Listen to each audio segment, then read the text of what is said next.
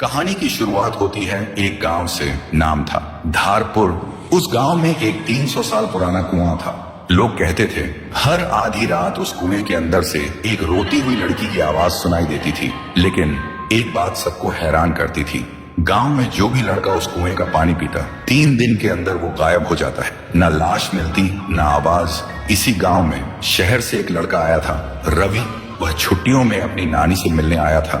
उसने सुना था कि लोग अब भी उस कुएं से डरते हैं, लेकिन रवि सोचते हैं डर सिर्फ अंधविश्वास है और कुछ नहीं। एक दिन धूप में घूमते हुए रवि को प्यास लगी और बिना किसी से पूछे वो सीधा उस श्रापित कुएं से पानी पीने चला गया। जैसे ही रवि ने कुएं में झांका, उसकी आंखों के सामने कुछ सुनहरा चमका और पानी में एक लड़की का चेहरा दिखाई दिया, रोता हुआ, आंसुओं से भरा हुआ। रवि घबरा गया और तुरंत वहां से भाग गया। उस रात उसे नींद नहीं आई।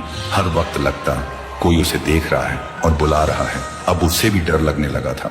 फिर सुबह रवि ने एक बुजुर्ग से पूछा, दादा, ये गांव का कुआं इतना डरावना क्यों है? बुजुर्ग हांफते हुए बोलते हैं, बेटा, ये कुआं इतना भयानक क्यों है और उस कुएं में ऐसा क्या है जो सिर्फ लड़कों को ही अपना शिकार बनाता है? आज तक इसका राज कोई समझ नहीं पाया। रवि बोलता है, तो क्यों ना हम एक तांत्रिक को बुला लें जो इस राज का पता लगा सके।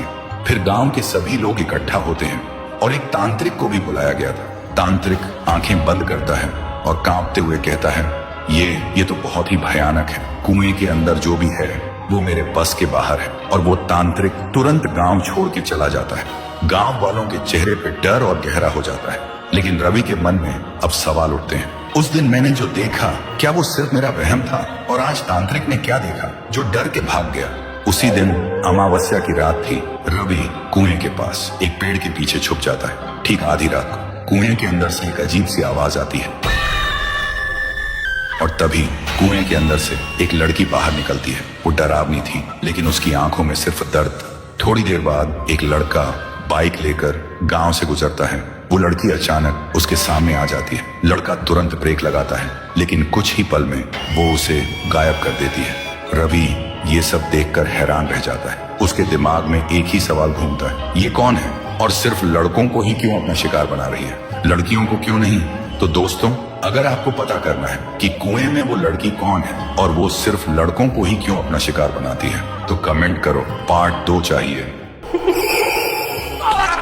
ये सब देखने के बाद रवि ने फैसला किया, मैं जान के रहूंगा उस लड़की का राज। फिर वो घर जाने लगता है। तभी उसे रास्ते में कुछ लड़कों की लाशें मिलती हैं। किसी के पैर नहीं, किसी के हाथ नहीं, तो किसी का सिर ही नहीं। ये देख के रवि का डर और बढ़ जाता है। सोचता है अब तक तो लाशें गायब होती थी, लेकिन अब तो लाशें मिलने लगी हैं। वो सीधा कुएं के पास जाता है और जोर से चिल्लाता है, बस बता दो, तुम कौन हो? इतना दर्द क्यों? क्या चाहती हो तुम हम सबसे? तभी कुएं के अंदर से वो लड़की निकलती है। आंखों में आग लेकर बोलती है, तू यहाँ क्यों आया है? क्यों जानना चाहता है सब कुछ? ये मेरी लड़ाई है, तू बीच में मत आ। और वो लड़की वापस कुएं में चली जाती है। रवि सोचता है इसके साथ जरूर कुछ बहुत बुरा हुआ है। अगली सुबह रवि गांव वालों को इकट्ठा करता है और बोलते हैं, अगर किसी को कुछ पता है तो अब बता दो, वरना इस बार कुछ ज्यादा ही भयानक हो सकता है। गांव वाले रोते हुए कहते हैं, उसके बारे में हमें कुछ नहीं पता। फिर रात होती है और इस बार वो लड़की सीधा लोगों के घर में घुस जाती है, लड़कों को मारने के लिए। हर तरफ सिर्फ चीखें थीं। लोग डर के मारे इधर उधर भाग रहे थे। तभी रवि उस लड़की के सामने आ जाता है और लड़की उसे जोर का एक थप्पड़ मार देती है। रवि बेहोश हो जाता है। जब रवि को होश आता है तो देखता है कि वो एक पुराने घर में है, जहाँ कुछ लड़के किसी राज की बात कर रहे होते हैं। और फिर जो रवि सुनता है, उसका दिमाग हिल जाता है।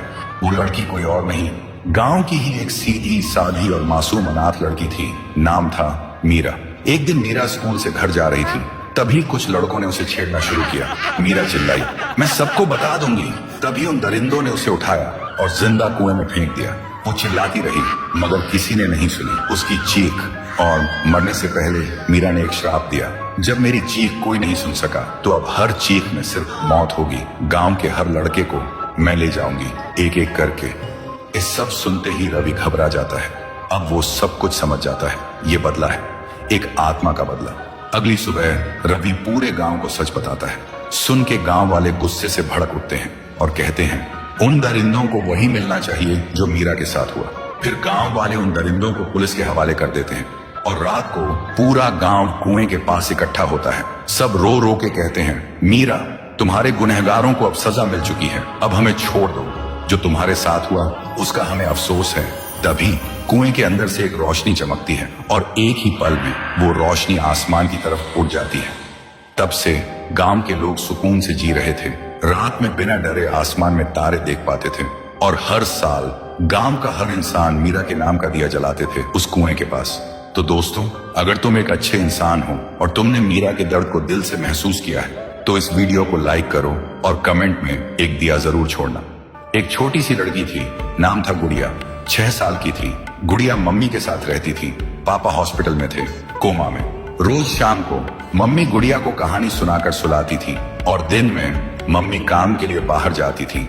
गुड़िया अकेली घर पर रहती थी। एक दिन गुड़िया खेल रही थी, तभी अलमारी के अंदर से एक अजीब सी आवाज आ रही थी, गुड़िया गुड़िया। गुड़िया दबे पांव अलमारी के पास जाती है और अलमारी खोलती है, लेकिन अलमारी में कुछ नहीं होता। अगले दिन गुड़िया रूम में झाड़ू लगा रही थी, तभी फिर से वही आवाज आई, गुड़िया गुड़िया। गुड़िया अलमारी के पास जाती है और अलमारी खोलती है, लेकिन इस बार अलमारी में एक आंख दिखाई दी। गुड़िया डर गई और तुरंत भाग के मम्मी के पास जाती है। वो मम्मी को बताती है, लेकिन मम्मी बोलती है, पागल मत बन गुड़िया, अलमारी में कुछ नहीं है, तेरा वहम होगा। पर गुड़िया ने सच में सुना था। वो आवाज बोल रही थी, मैं तेरी छोटी बहन हूँ, मुझे बाहर निकाल गुड़िया। फिर गुड़िया ने मम्मी से पूछा, क्या मेरी कोई बहन थी? सुनकर मम्मी चुप हो गई। आंखों में आंसू आ गए और बोली, कुछ बातें भूल जाना ही अच्छा होता है बेटा। फिर रात होती है, सब सो रहे होते हैं। तभी गुड़िया को प्यास लगती है। वो उठकर धीरे धीरे पानी पीने नीचे जाती है, लेकिन तभी उसकी नजर अलमारी पर पड़ती है। वह देखती है अलमारी अपने आप खुल रही थी और उसमें से एक छोटी सी लड़की निकलती है। वो बोलती है, गुड़िया मैं तुझे लेने आई हूँ, अब से हम दोनों साथ खेलेंगे, चल मेरे साथ। सुबह मम्मी जब उठी, गुड़िया गायब थी। वो जोर से चिल्लाई, गुड़िया गुड़िया। फिर भाग के नीचे आई, लेकिन गुड़िया कहीं नहीं थी। पूरा गांव ढूंढता है, गुड़िया गुड़िया। लेकिन गुड़िया कहीं नहीं मिलती। तब मम्मी को याद आती है गुड़िया की अलमारी वाली बात। वो अलमारी खोलती है और देखती है अलमारी के अंदर एक फोटो रखी थी, 2 छोटी लड़की की, और नीचे लिखा था, अब हम दोनों एक साथ हैं, कभी अलग नहीं होंगे। पर जब मम्मी ने वो फोटो देखी तो कांप गई, क्योंकि वो लड़की कोई और नहीं, उनकी दूसरी बेटी थी, शनाया, उसकी पहली बेटी, जो 7 साल पहले इसी अलमारी में मरी मिली थी। तो दोस्तों, अगर तुम जानना चाहते हो कि शनाया के साथ क्या हुआ था और वो गुड़िया को क्यों ले गई, तो कमेंट में लिखो, पार्ट 2 चाहिए। 1 हफ्ता बीत गए थे। गुड़िया के गायब होने के बाद मम्मी बिल्कुल टूट चुकी थी। रोज अलमारी के सामने बैठकर रोते रहती थी और वही फोटो देखती थी जिसमें गुड़िया और शनाया थी। फिर एक दिन मम्मी हॉस्पिटल गई और पापा के सामने रोते हुए बोली, पहले शनाया गई थी, फिर तुम कोमा में, अब गुड़िया भी चली गई वही अलमारी में, अब मैं बिल्कुल अकेली रह गई। तभी पापा की आंखों में आंसू आते हैं और उस दिन पहली बार पापा के हाथ हिलने लगे थे, क्योंकि पापा सोच रहे थे वही 7 साल पुरानी बात। 7 साल पहले शनाया घर में अकेली थी। मम्मी और पापा किसी काम से बाहर गए थे। शनाया ने अलमारी के अंदर से एक पुरानी किताब निकाली थी, वही किताब जो पापा को उनके दादाजी ने दी थी और कहा था, इसे कभी मत खोलना। लेकिन शनाया ने वो किताब खोल ली और उसमें एक पेज में लिखा था, यह अलमारी नहीं, एक दूसरी दुनिया का रास्ता है, एक जन्नत का रास्ता। शनाया बोली, वाह, ये तो कमाल की किताब है, और वो अलमारी में घुस गई। जैसे ही अंदर गई, अलमारी का दरवाजा अपने आप बंद हो गया। कुछ देर बाद मम्मी पापा घर आए और जैसे ही घर में कदम रखा तो उन्होंने अलमारी के अंदर से कुछ आवाजें सुनी। दोनों दौड़ के अलमारी के पास गए, दरवाजा खोला और जो देखा, उनके पैरों तले जमीन खिसक गई। शनाया अलमारी के अंदर मरी हुई मिली थी। ये देखते ही पापा का मन इतना डर गया कि वो वहीं घूम गए और कोमा में चले गए। अब मम्मी सब कुछ समझ चुकी थी। वो अलमारी एक श्रापित द्वार है, एक नरक का रास्ता। फिर एक दिन मम्मी ने सोचा, इस अलमारी को अब खत्म कर देना चाहिए। लेकिन तभी उसकी नजर उसी किताब पर गई। उसने वहीं राज पढ़ा। अब मम्मी और भी समझ गई थी, ये सब इस किताब की वजह से हुआ है। मम्मी ने तुरंत वो किताब को आग में जला देती है और जैसे ही किताब जल के राख बन गई, घर के अंदर से आवाज आई, मम्मी मम्मी मम्मी आप कहाँ हो? तभी हॉस्पिटल से फोन आता है। डॉक्टर बोलते हैं, आपके हस्बैंड होश में आ गए हैं। सुनते ही मम्मी रो पड़ी, लेकिन खुशी के आंसू थे। तभी घर के अंदर से गुड़िया और शनाया दोनों आती हैं। मम्मी देखती हैं शनाया अब बड़ी हो चुकी थी। दोनों बेटियां बोलती हैं, मम्मी आप रो क्यों रही हो? मम्मी मुस्कुरा के कहती हैं, कुछ नहीं बेटा, बस ऐसे ही। तो दोस्तों, आपको यह कहानी कैसी लगी कमेंट में जरूर बताना, और अगर आप चाहते हो और भी ऐसी कहानियां तो इस वीडियो को 1 लाख लाइक तक पहुंचा दो। एक अंधेरी काली रात थी और पूरा गांव सुकून से सो रहा था। आधी रात में हवा में एक अजीब सी झरझराहट की आवाज आई और जमीन पर एक बड़ी काली नागिन रेंगती हुई गांव के अंदर घुसती है, और तभी वह नागिन एक इंसानी रूप में बदल जाती है। एक सुंदर मगर भयानक औरत बन गई। नागिन का चेहरा गुस्से से लाल था, उसकी आंखें खून पी चुकी शेरनी जैसी थी। फिर वो नागिन दोबारा सांप बन जाती है और एक घर के अंदर घुस जाती है, और फिर शुरू हुआ एक के बाद एक मौत का सिलसिला। किसी के पैर में डंसती है, किसी के हाथ में जहर भर देती है। सुबह गांव में हलचल मच गई। हर घर में एक एक लाश पड़ी थी। लोगों को कुछ समझ में नहीं आ रहा था, ये कैसे हुआ, किसने किया। तभी गांव में एक आदमी आता है, नाम था सपोरी बाबा। उसका काम था गांव गांव जाकर लोगों को सांप का खेल दिखाना। वो देखता है पूरे गांव में एक अजीब सा सन्नाटा है। तभी एक औरत डरते हुए कहीं जा रही होती है। सपोरी बाबा देखते ही बोलता है, ये गांव इतना खामोश क्यों लग रहा है? औरत ने रोते हुए बोला, बाबा कल रात एक काल आया था, सांस लेने से पहले ही लोगों की जान छीन ली उसने। फिर सपोरी बाबा एक लाश के पास जाते हैं। वो देखते ही समझ जाते हैं और बोलते हैं, ये किसी नागिन के डसने का निशान है, लेकिन पूरे गांव के लोगों को काटना, जरूर इसके पीछे कोई मकसद होगा। गांव के लोग सुनकर रो पड़ते हैं और बोलते हैं, आप तो सपोरी बाबा हो, आप ही कुछ कर सकते हो। फिर रात के अंधेरे में बाबा एक बीन बजाते बजाते आते हैं और गांव के बीचों बीच खड़े हो जाते हैं, और तभी बीन की आवाज सुनते ही नागिन वापस आती है और इंसानी रूप धारण करती है और गुस्से से चिल्लाती है, बंद कर बीन बजाना, नहीं तो मैं तुझे जिंदा चबा जाऊंगी।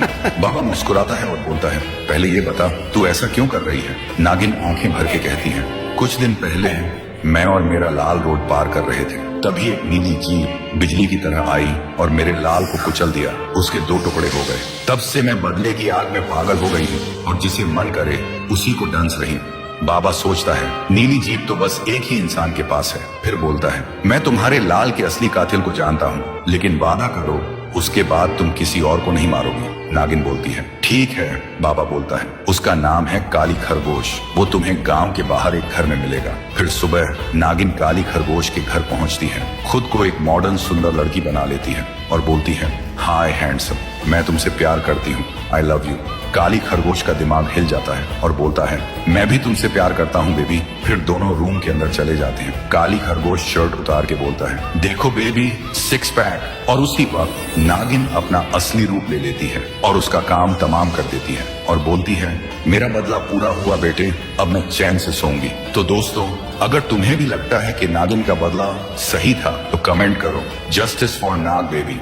एक गांव था, नाम था सहूरपुर, क्योंकि उस गांव में बस सहूर सरनेम वाले ही रहते थे, इसलिए उस गांव का नाम पड़ गया था सहूरपुर। वहीं रहता था एक मजाकिया आदमी, ठुन ठुन ठुन सहूर। वो सबसे अलग था, आंखें बड़ी, हाथ लंबी और एक अजीब सी मुस्कान। गांव के लोग उससे प्यार से कहते थे ठुन ठुन। ठुन ठुन का काम ही था लोगों को हंसाना। एक दिन गांव में मेला लगा। मेले में सब आए थे, बड़े झूले, बच्चों के झूले, चूरन, पॉपकॉर्न, सब। ठुन ठुन भी बड़े आराम से मेला घूम रहा था। तभी उसकी नजर पड़ती है एक बोर्ड पे, बोलने वाला मुर्गा, सिर्फ 10 रुपए में। ठुन ठुन सोचता है, अरे भाई, अगर 10 रुपये में बोलने वाला मुर्गा मिल गया तो कल से मैं तो मिनिस्टर बन जाऊंगा रे। फिर वो बोर्ड वाले को 10 रुपये देता है और बोलता है, भैया एक बोलने वाला मुर्गा देना। बोर्ड वाला एक पुराना सा मुर्गा उसे थमा देता है, जो देखने में थोड़ा दुखी सा लग रहा था, जैसे उसकी गर्लफ्रेंड छोड़ गई हो। ठुन ठुन मुर्गा को घर ले आता है और बोलता है, चल रे अब बोल, अब देखता हूँ तू क्या बोलता है। मुर्गा मुंह खोलता है, जमींदार हरामखोर है। ठुन ठुन सुनते ही चिल्ला पड़ता है, ओए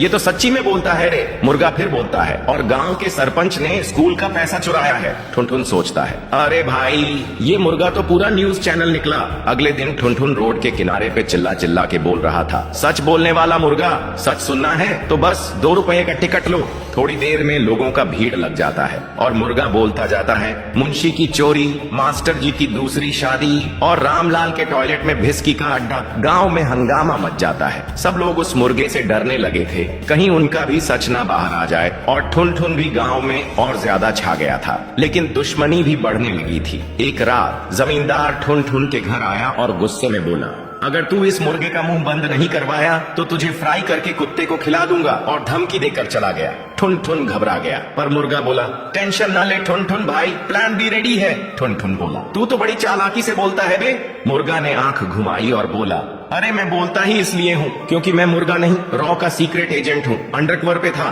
ठुन ठुन सुनते ही बेहोश हो जाता है। फिर अगले दिन रॉ वाले आए और मुर्गे को हेलीकॉप्टर में बिठा के ले गए, और ठुन ठुन गांव के बीच में अकेले बैठा था, एक नोट के साथ। नोट पे लिखा था, थैंक यू ठुन ठुन, देश के लिए काम आया, लेकिन तेरे लिए एक असली मुर्गा छोड़ के जा रहा हूँ, वो सिर्फ कुकड़ू को बोलेगा।